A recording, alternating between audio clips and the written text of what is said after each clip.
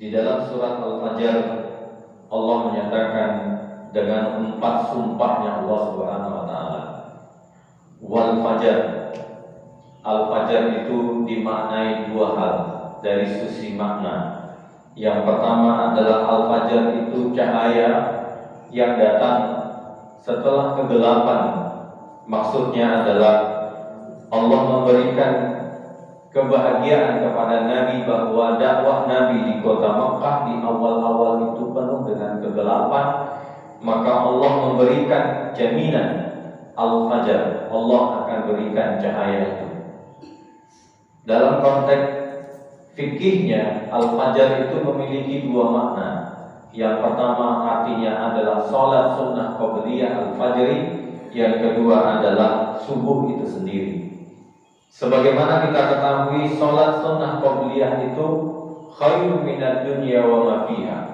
Sungguh lebih baik daripada dunia dan segala isinya. Wa layalin ashar, malam-malam 10. Apakah malam-malam 10 itu? Malam-malam 10 itu digambarkan oleh para ulama adalah ashrul awakhir, 10 malam terakhir di bulan Ramadan.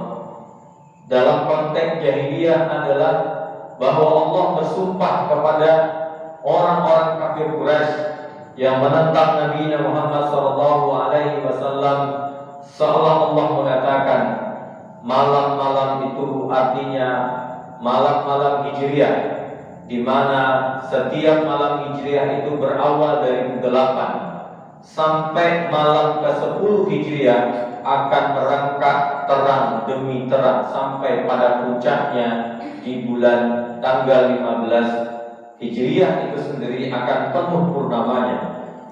Bahwa itu gambaran oleh Allah Subhanahu wa taala bahwasanya al-Islam itu Allah akan berikan cahaya. Yang keempat, wasyafa'i wal watar, Allah akan berikan syafa'. Syafa' itu artinya genap, ya. Syafa' itu artinya genap. Karena syafa' itu genap diartikan oleh para mufassir dengan makhluk Allah Subhanahu wa taala. Karena makhluk Allah itu ada genap, berpasang-pasangan, malam dan siang, laki-laki, perempuan.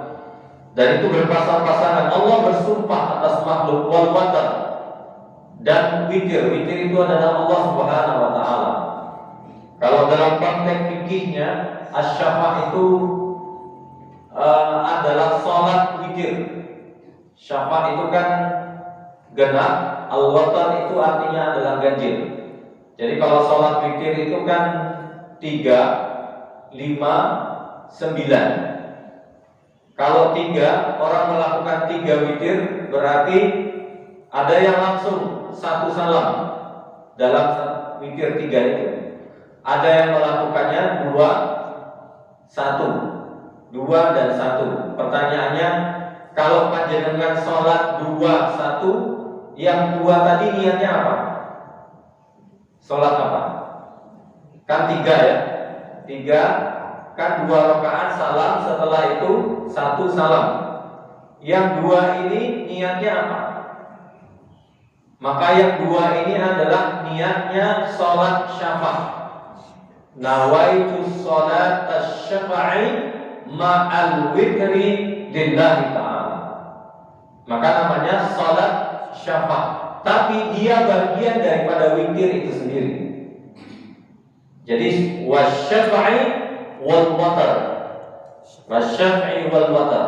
Jadi kalau kita sholat witir, jadi orang-orang yang disebut oleh Allah, ya ayyatuhan nafsul mutmainnah irji'i ila rabbiki radiyatan mardiyah, itu orang yang jagain sholat sunnah qabliyah, orang yang jagain sholat subuh, yang jagain malam terakhir di bulan Ramadannya, yang menjagain witirnya, yang menjaga witirnya.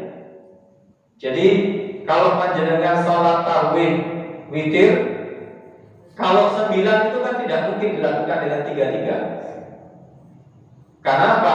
Karena 3, 9. Witirnya mana?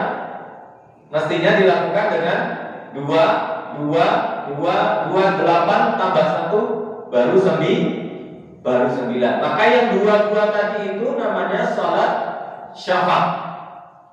Asy-syaf'i wal watar. Nah, kalau sudah sholat tarawih, setelah sholat tarawih witir malamnya tidak witir lagi, karena tidak ada witir dalam satu malam. Lalu bagaimana kalau Pak Dikno disuruh karena sudah imami di sholat tarawih itu witir, gitu ya? Karena malam harinya ternyata ditunjuk sama jamaah untuk imami sholat tahajud. Padahal beliau tadi sudah sholat witir. Gimana caranya? Ini khusus untuk imam, bukan untuk makmum. Khusus untuk imam, Pak Dikno cukup menambahkan 1 rakaat untuk menggenapkan yang witir tadi, sehingga tidak witir lagi, yaitu genap. Karena kan 3 tadi, tambah 1 jadi 4. Maka batallah witirnya Pak Dikno yang tadi ketika tarawih. Maka beliau boleh witir bersama jamaah ketika sholat tahajud. Wasyaf'i wal watar, wasyaf'i wal watar, wal laili idza yasar. Dan malam itu akan digulung. Apa yang maksudnya malam itu? Malam itu maksudnya adalah tahajud kita. Kemarin maghrib saya dijetis, ditanya oleh seorang jamaah itu begini, Ustaz, saya itu di bulan Ramadan ini qiyamnya hanya tarawih saja. Jadi malam hari itu saya hanya baca Al-Quran. Terus saya bertanya, kalau panjenengan didekati sama Allah dan cara Allah mendekati seseorang itu yang paling dekat adalah sholat, apakah jenengan mau meninggalkan sholat tahajud? Oh, tidak, katanya. Karena sholat itu, Pak, sholat itu memiliki 5 hal. Sholat itu, yang pertama, di dalamnya ada tasmi', di dalamnya ada mendengar. Ya, ketika panjenengan melafalkan, sebenarnya jenengan mendengar. Yang kedua, di dalamnya ada tilawah, membaca. Betul? Di dalamnya ada tilawah. Setelahnya di dalamnya ada tahfidz, menghafal. Insya Allah sholat kita semuanya menghafal. Tidak ada yang tidak menghafal. Di dalamnya ada tadabbur. Ini yang sudah pernah tadabbur. Di dalamnya ada tadabbur. Dan di dalamnya ada amal 5. Bukankah sholat itu amal? Sholat itu amal 5 hal. Kalau kita hanya baca Al-Quran di luar sholat, maka kita hanya dapat tasmi', tilawah, tahfidz tidak. Tahfidz tidak.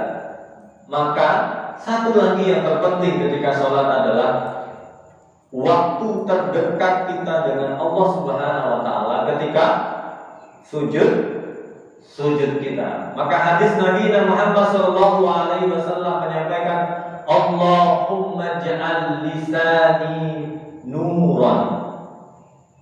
Ya Allah, jadikan lisanku ini bercahaya, wa qalbi nuran, dan hatiku ini bercahaya. Maka Allah menyatakan, Allah bersumpah, wal fajri wa layalin asyr wasyaf'i wal watar wal laili idza yasar. Masya Allah, semoga 4 hal ini kita bisa jaga. Apa tadi? Sholat sunnah, qabliyah subuh, yang kedua subuh. Jadi kalau orang sudah jagain subuh, berarti 4 sholat berikutnya insya Allah terjaga.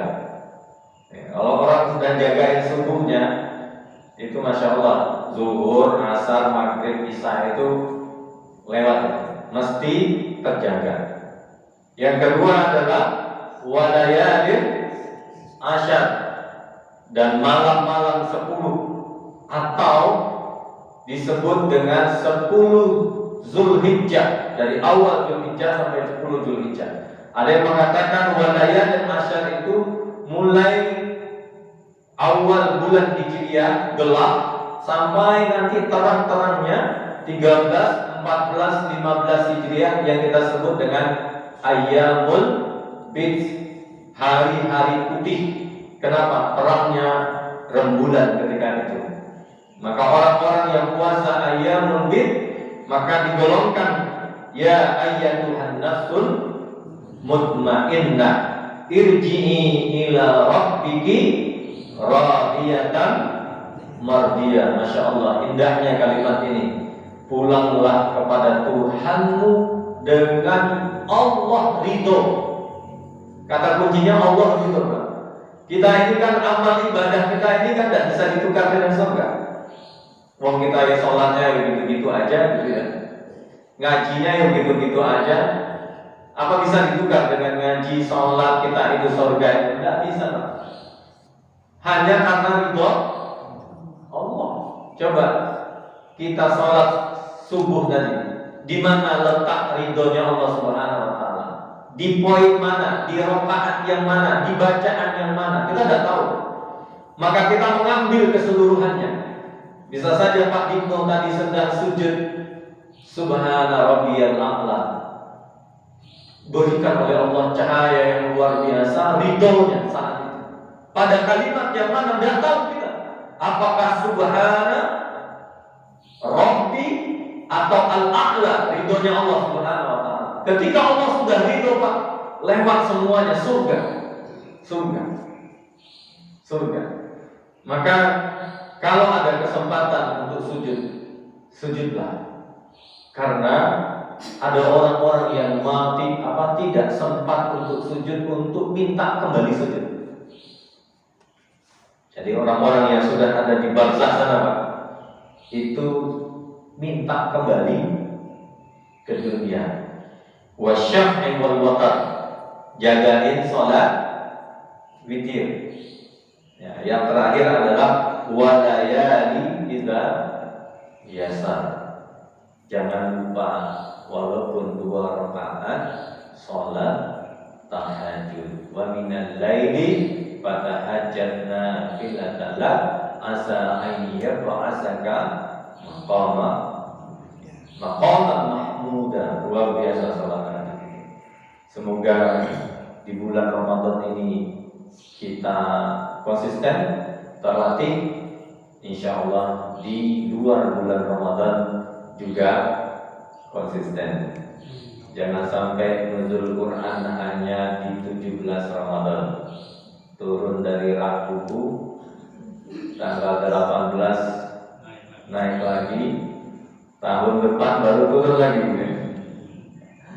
Semoga tidak dijamaah di sini. Semoga konsisten selalu memegang Al-Quran ini. Ada orang Pak, gurunya Syekh Ali Jum'ah, dia itu sudah 40 tahun tidak pernah memegang mushaf Al-Quran ini. Tidak pernah memegang Al-Quran 40 tahun karena dia hafal. Jadi kalau murid-muridnya itu setoran Al-Quran 10 orang, itu beliau hanya mendengar, tahu dia salah yang mana itu. Tidak hanya salah sekali, 2 kali salah dari satu, padahal 10 orang setoran. Dia menggambarkan Al-Quran itu hanya baginya hanya 1 garis. Dan 40 tahun belum pernah memegang mushaf Quran. Kita benar-benar gak pernah pegang mushaf Quran. Semoga tidak ya Pak. Semoga konsisten kita pegang Al-Quran. Ada orang yang merindukan Al-Quran ini, mushaf begini ini. Ya, Syekh Mursi, Presiden Mesir yang akhirnya dipenjarakan dan akhirnya ditembak mati itu minta dikirimkan sama istrinya mushaf. Kenapa? Karena sudah lama tidak pegang mushaf. Kenapa? Karena dari umur 5 tahun sudah hafal Quran. Masya Allah.